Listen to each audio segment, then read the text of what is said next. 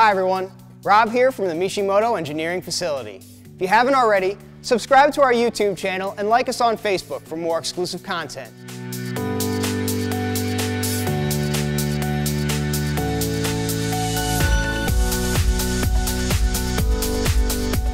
Today we're going to install our silicone radiator hoses on your 2013 Plus Focus ST. Since we're already diving into the cooling system, now would be a great time to install our direct fit aluminum radiator for a complete cooling package. Let's get started. Tools needed for installation are 2.5 and 4 mm Allen keys, T20 Torx, a 1/4 inch driver, flathead screwdriver, and needle nose pliers. Installation time is about 30 minutes. Installation difficulty is a 2 out of 5. Caution: never work on the cooling system when it is hot. The coolant temperatures in the radiator can be considerably higher than boiling, and the system may be under pressure. Opening a cooling system that is hot or under pressure can result in serious injury. Always wait until the system has cooled completely before servicing it in any way. Set your focus on an automotive lift or raise it with a jack and place it securely on jack stands. Remove the hardware that secures the fender liner to the bumper cover on both sides of the vehicle. Remove the 6 pop clips that secure the splash panel to the bottom of the front bumper cover.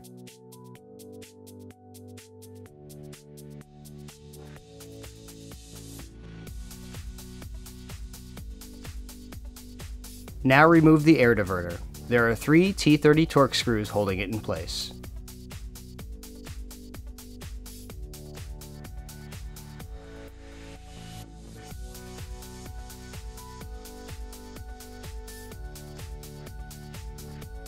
Remove the 8 T30 Torx screws that secure the rear under tray. Then remove the rear under tray.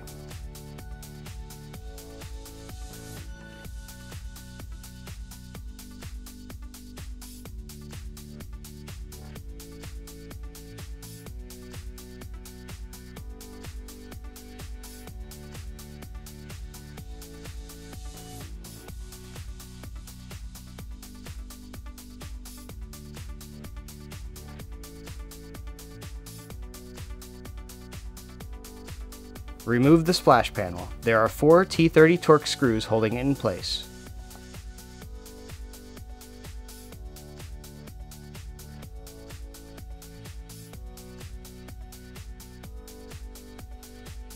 Loosen the 2 clamps that secure the driver's side intercooler coupler, then remove the intercooler coupler and the clamps from the vehicle. Place a drain pan under the driver's side corner of the radiator and install a short piece of hose over the drain tube. Then loosen the radiator plug to drain the cooling system. Remove the expansion tank pressure cap to accelerate the draining process. Place a drain pan under the driver's side corner of the radiator. Release the quick disconnect clip that secures the lower radiator hose to the radiator by sliding it away from the connector. Then work the radiator hose off of the connector. These connections are often very tight, so take your time to avoid damaging the hose connection. Loosen the 2 worm gear clamps that secure the rubber intake hose to the airbox and the intake pipe. Then remove the rubber intake hose from the vehicle. The lower radiator hose connection should now be visible.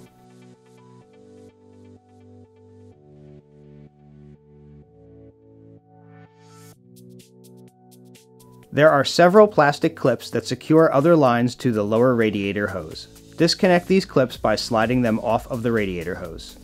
Compress the clamp that secures the lower radiator hose to the engine and slide it down the hose. Then pull the hose off the water neck. Remove the hose by pulling it out from underneath the vehicle.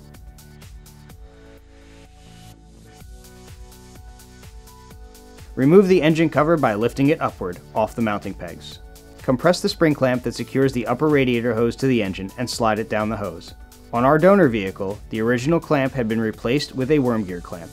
Release the quick disconnect clip that secures the upper radiator hose to the radiator. Then work the radiator hose off of the radiator.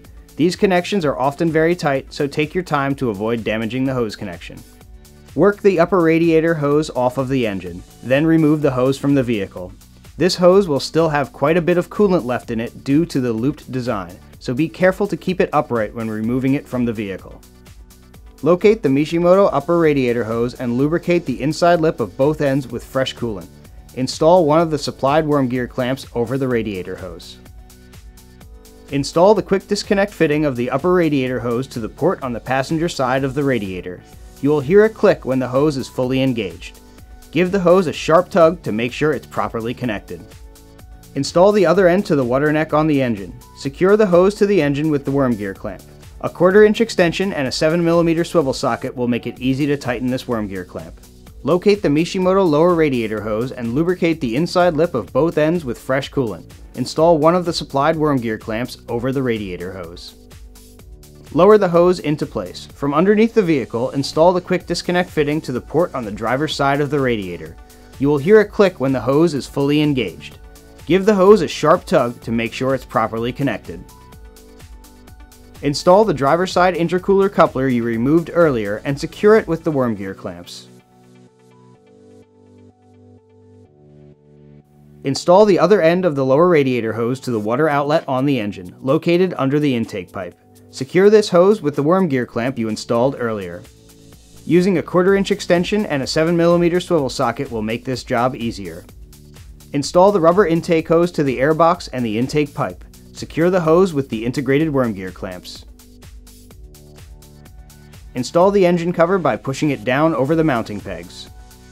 Fill the cooling system with pre-mixed, Ford-approved coolant through the reservoir filler neck. Start the engine and allow it to idle with the cap off. Turn the heater control valve on the vehicle's HVAC unit to full hot and put the fan on low. Monitor the engine temperature and the coolant level in the reservoir. Add coolant as needed to maintain proper level in the reservoir and check the connections for leaks. If the vehicle begins to overheat or the coolant starts to overflow from the reservoir, shut off the engine and allow it to cool before continuing. Once the vehicle is fully warmed up and the coolant level has stabilized, allow the vehicle to cool off completely and top off the coolant level again. Secure the fender liner with the original hardware. In total, there are 4 T30 Torx fasteners and 2 pop clips.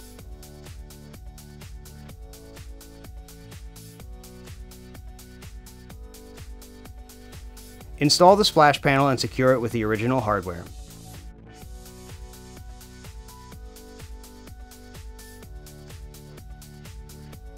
Install the rear under tray and secure it with the original hardware. Install the air diverter and secure it with the 3 T30 Torx fasteners you removed earlier. Now that you have your radiator hoses installed, take a moment to double check your work. Make sure the cooling system is properly bled and that there are no leaks. Then fire up your Focus for a test drive. Check the coolant level after putting in some miles and top it off with Mishimoto's liquid chill. Don't forget to click subscribe before you head out.